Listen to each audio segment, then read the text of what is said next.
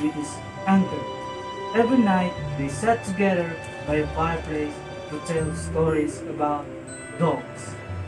And that was the end of the story. And what happened to the dogs? He was never seen again.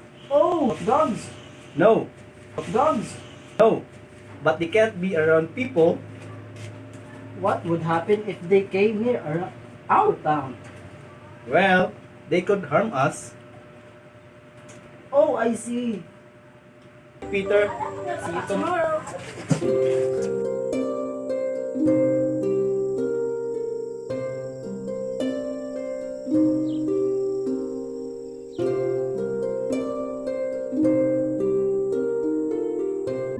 Then he thought of a way to have fun. That's it? The dog is coming! Some people came to see what's happening. They brought picks and shovels and everything else they could find to get rid. What's wrong? I saw the dog over here, looking at us right now. Where? I can see anything! Behind those trees! Let's get him! The villagers approached the trees where the dogs were supposed to be. Peter started laughing. It wasn't true! It was lie! Came back to where Peter was. You are scared of the dog? You are scared of the dog?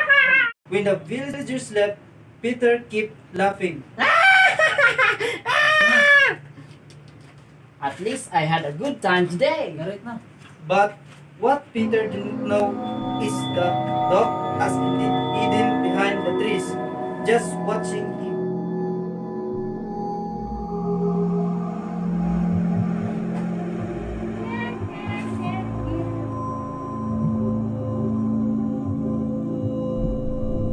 Day, Peter saw the real dog approaching and he started shouting.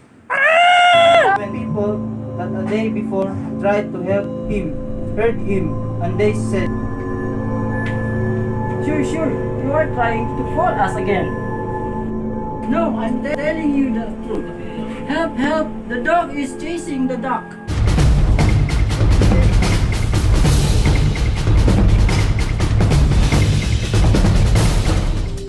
So you were telling the truth.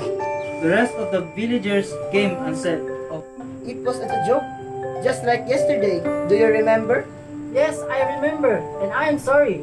I will never again. I promise. King breaks trust. Nobody trusts a liar, even when he is telling the truth. And that's the end of the story.